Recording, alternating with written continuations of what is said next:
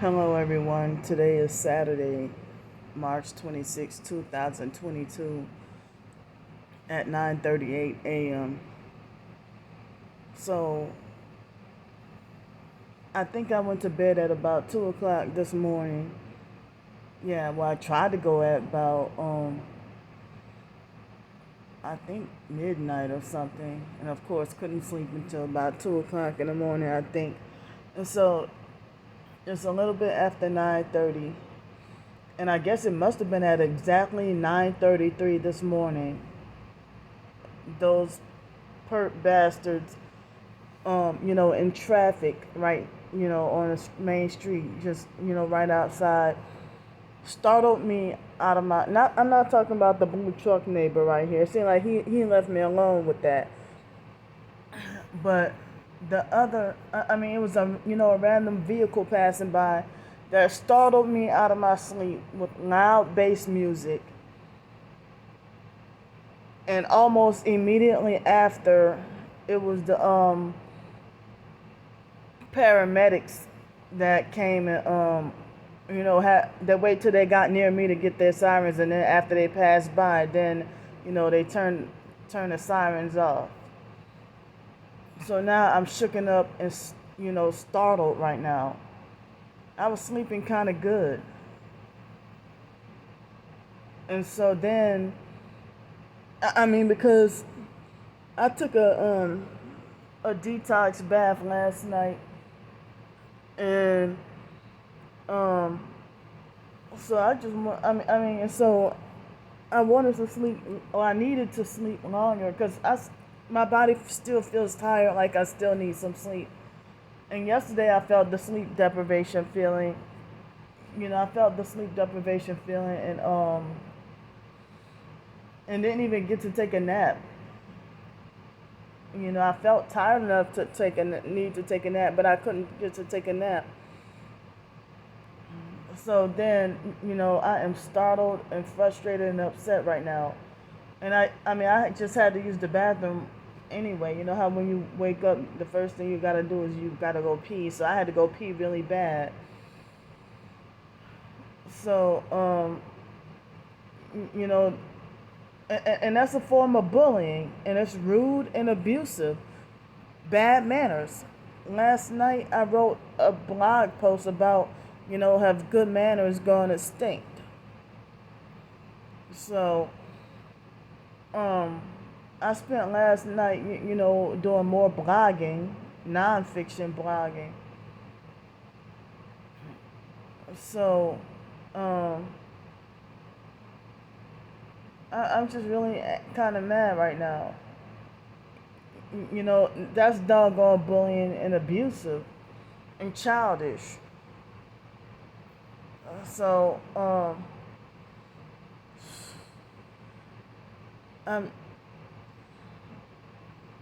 but one thing that people try to discredit me about is they can talk about how they became targeted. But if I talk about that I became targeted because of, the foster care situation, and what happened with that Lanika girl for the Kraft family, they want to try to, or they act like they don't want to hear it, or they try to discredit me, or they'll try to downplay it and say that has nothing to do with, why you're targeted.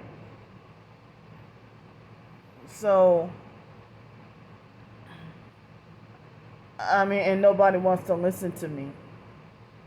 But they can post up pictures all day of, you know, family members or relatives or friends or whoever, ex lovers, narcissistic ex lovers that got them put in the program.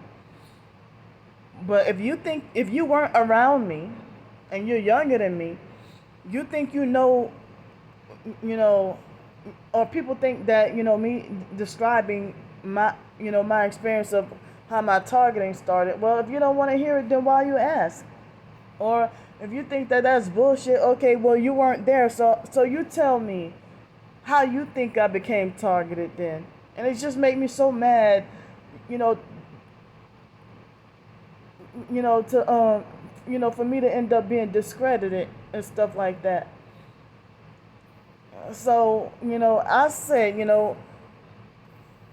things didn't start to go downhill for me, and my life didn't change until after the foster mom scapegoated me and said, because, in order to protect that Masonic craft family, I got scapegoated and blamed for something that was, had nothing to do with me.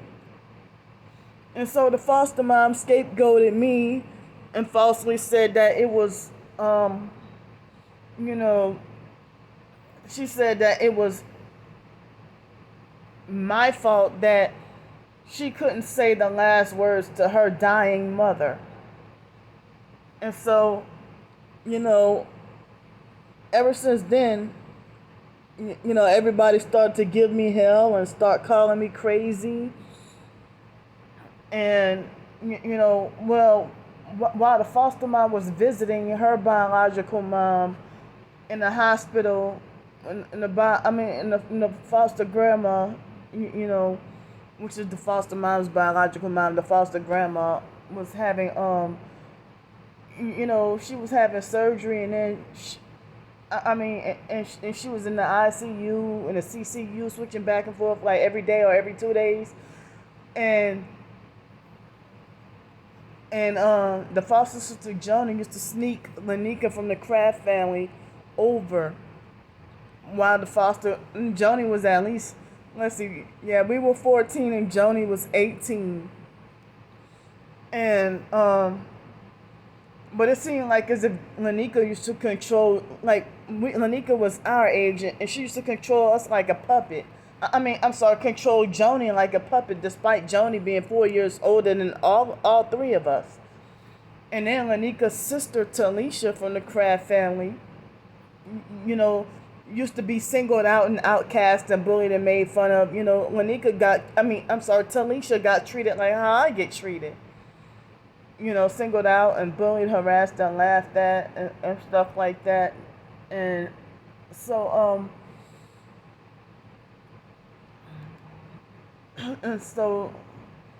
Lanika was cruel and sociopathic enough that she used to do that to both me and Talisha, bullying us to the point of meltdown or tears. Like in New Orleans, when the slang term of, if you bully somebody to tears, they'll say, oh, yeah, I drove her.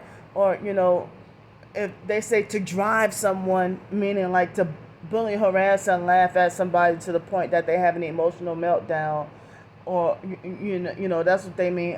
Like my biological niece Monica tried to tell me, like, I'm gonna drive you, one time. So, I got put into this gang stalking program, or the gang stalking started happening, and people started, that's the turning point in my life when people started to call me crazy. And, they started to call me crazy. And before then, they used to be able to, they used to root for me and have hope for me and think that, well, Candy, you're going to be this, you're going to be this, you're smart enough that you can be a doctor or whatever, or you can be a lawyer, you can be this, you can be that. But people didn't start calling me incoherent until, after that situation. Of course, the foster mom was already cruel, mean, and abusive. And so then, and I was already bullied in school, but everything just ramped up.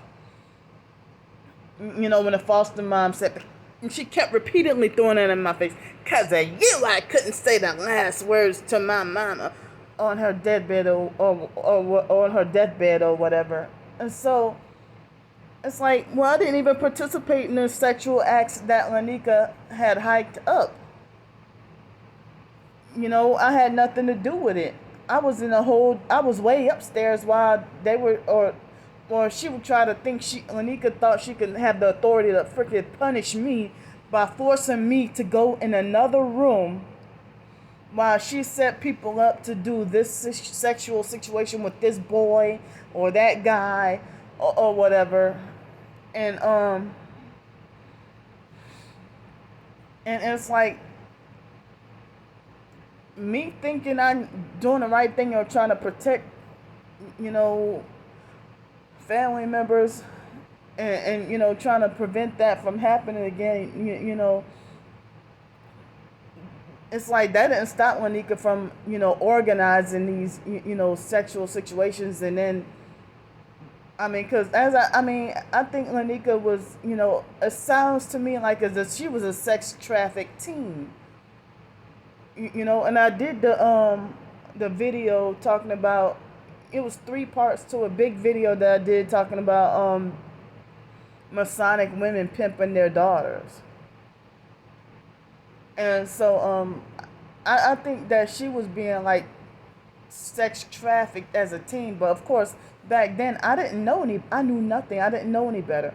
All I know is like, how is, nobody calls the authorities that the whole, all of New Orleans metro area knew that Lanika was 13 years old, dating and having sex with a 19-year-old, and then, or 14 or 15, dating and having sex with men in their 20s and stuff like that.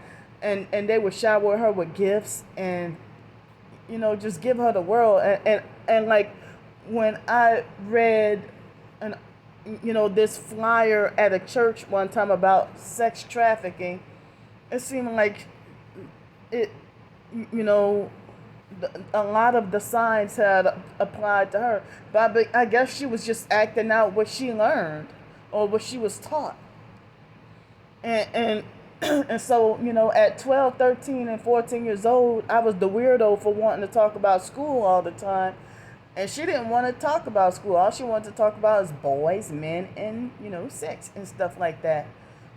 And so, but anyway, when the foster mom's mother died of, cancer, or supposedly medical malpractice, and, if the foster mom was outraged and said that, the people at, what's the name of that hospital?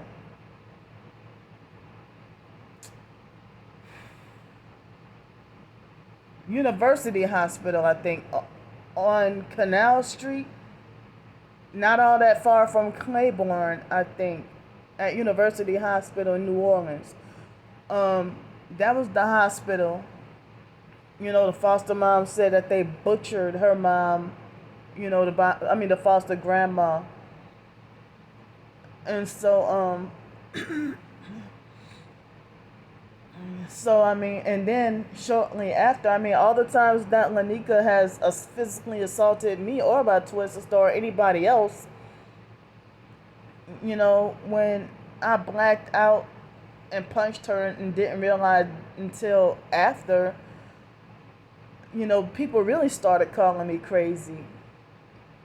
And I probably was very sleep deprived because I couldn't sleep and was having nightmares, after the foster grandma died. But then I was having nightmares before then, also.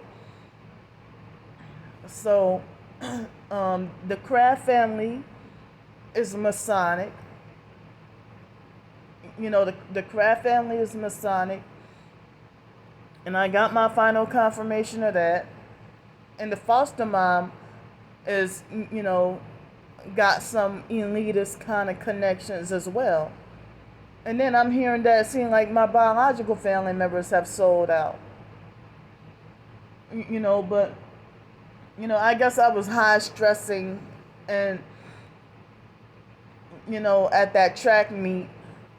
We were still 14 years old, and it was a couple of months after the foster grandma died and the foster mom scapegoated me. And so I bought a whole bunch of junk food, like one big bag of Doritos, a king size Kit Kat, a king size Snicker, and a king size Twix, and a Gatorade. And so you know, I wanted to share, and I bought all that stuff, and I was sharing with the other, trying to share with the other kids, and the kids said that they didn't want it. But the moment I took my first bite, everybody was bullying, harassing, and laughing at me and calling me greedy and everything. And it's like, well, it was just one king size of 3 candy bars plus a big bag of chips and a 20-ounce Gatorade. And I think it was Powerade and not Gatorade. So, I bought it to share and with others. And the moment I started to take my first bite, the whole track team, when I was running track, they all bullied me and called me greedy and stuff. And so, I got permanently kicked off the track team, and I got tired of being bullied. And Lanika was the one who bullied me and flat out called me greedy. And so, I was shocked and blacked out and punched her without realizing. And then her dad came, but all the times that she used to trip me and my twin sister in the hallway, or she would put her hands on us, or slap us, or assault us, and laugh and think it's funny. And she used to, go around assaulting everybody in society and thought it was and just acting wild and thought it was funny. She used to do, as a child or a teenager, she used to do certain things that I can't even really say on here. So but the foster mom became increasingly abusive because she scapegoated me, saying that it was my fault that she couldn't say the last words to her dying mother. And, as I said, that was when everything went downhill, and the foster mom became increasingly abusive. And, I started to be vocal and outspoken about her abuse. And then the foster mom, started calling me, she started calling me crazy. Then everybody started calling me crazy, and saying that everything I do or say is illogical, irrational, incoherent, and makes no sense. I was bullied really bad during my senior year in high school, and it's a miracle that I didn't quit, and that that it's miraculous that I did not quit and was determined to finish. But then the foster mom and the fake social worker would not allow me to, take honors courses, or they wouldn't allow me. They tried to stop me from going to college. And the foster mom used to tell me, "Oh, you're not college material." And they wouldn't let me to achieve or pursue what I wanted. And then I went through what I went through at Popeyes with the workplace mobbing, and then I got I got fired for reporting a manager for sexual harassment. And then they said the reason why that they were firing me, told me straight up that because sexual harassment means lawsuit, pretty much. And so then, but before then, it was a struggle for me to try to get that as my first job. And I struggled for months trying to get a job before then. And then I was harassed really bad. That's a different video right there. And then after that, I tried, to get jobs elsewhere, and putting in like over 30 applications a day, or just going to different places, and wouldn't even get a call back. And so then, when I was going to Nicholls State University in Thibodaux, Louisiana, I would, go into college and try to put in job applications. If Subway says that they're hiring and stuff like that, Subway said that they're hiring, I go put in an application, everybody get hired except me. And so I didn't know that this was part of the targeting or gang stalking. This was back in 2001, what happened at Subway. So I guess I've been targeted since 1997. the end of 1997, around the time when the foster grandma, died. Well, they didn't. The foster family, if they say that University Hospital butchered the foster grandma, then okay, well, why didn't they call that a murder? And why didn't they file like a malpractice lawsuit or something? Nah, instead they want to scapegoat and blame me, for something that I had nothing to do with. And you're holding a 14-year-old responsible for what an 18-year-old does. If Joni was supposedly the adult in the house, you didn't even train us how to grow up and act mature. All you did was, you know, you just left the foster mom. She just left us to do nothing but go to fake IDMR cult meetings and then come home, like go to school, come home, and be cleanup slaves, and then later on go to the fake IDMR cult meetings, and then the cycle. I mean, that's all we had to freaking live for. Just being nothing but cleanup slaves all day. Nothing was never clean. Nothing was ever clean enough. And then I'm the one who get diagnosed be the weirdo with the diagnosis of OCD for being too meticulous. And then nothing's ever clean enough. So the foster mom, it seemed like as if she was the one who got me put in a gang stalking program as revenge for, it's your fault that I didn't get to say my last words to my mom. But then when I turned 18 and they had those foster boys, I was supposed to be responsible, or the mature one, to keep an eye on or watch them or whatever. So one time, this was what happened. Even at 18 years old and coming home on semester breaks and stuff, I had no freedom. And I was going to Nichols at the college. I wasn't free even during the day to take a walk to Walmart by myself to go pick up the doggone fake nasty mental health, psychiatric pills, the prescriptions. No, I mean, I didn't have a car and nobody else is going to take me. So how am I supposed to get those fake ass nasty pills, the toxic pills? And so they try to tell me, even the foster mom would have everybody to keep close tabs on me and keep a watch on me.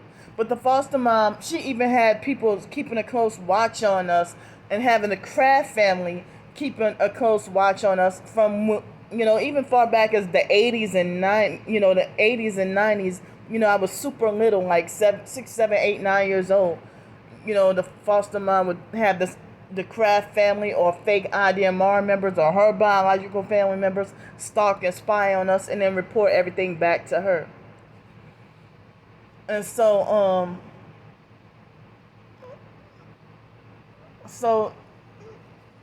in the Kraft family members, after nursery or school, when the foster mom would be at work, when we were super little, and the Kraft family members, they used to babysit us after school every afternoon. At one point, I'm pretty sure I was in kindergarten, and probably first grade at 2, but I don't remember first grade, but definitely in kindergarten. And so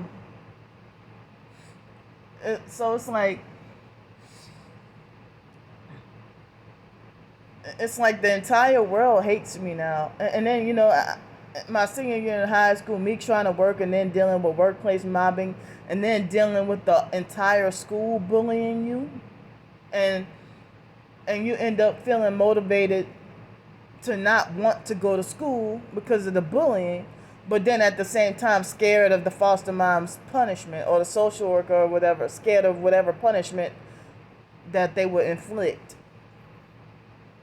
And then to go to be taunted, harassed, bullied, and abused, by the entire school just about every day. So, how dare y'all, to try to say, basically trying to say that, this is my story. You don't have the right to take that away from me, especially if you weren't there, or if you were pretend to be fake supportive and then switch your narrative like you no longer believe that the Kraft family had anything to do with my targeting, or like the foster mom didn't put me in a program, or like the Kraft family situation had nothing to do with my targeting, or that the foster care system had nothing to do with my targeting and stuff like that. So okay, if you physically see, and you're the same person who physically see my videos of me being heavily targeted, and then all of a sudden you call me up one day and say, I don't even think you're really targeted. Okay, so you're the one who started you profess to be targeted. I see you being targeted too. Then you start to love bomb me and stuff like that. You start to love bomb me, and then act like you're okay with listening to me, and I listen to you also, and we spend hours on the phone talking. And I had this happen with numerous so-called targets, and then randomly out of nowhere you think that you try to invalidate my situation, and then you try to say that what happened to me had nothing to do with my targeting or how it started. But then you can talk about how on social media about how your targeting started and stuff, and it just I feel mind boggled that you can still talk about your targeting while you try to discredit me. That's why I say that you must have flipped and be that TI turned perp, because before then you didn't used to perp me or be abusive, and now I have to deal with narcissistic abuse from your ass.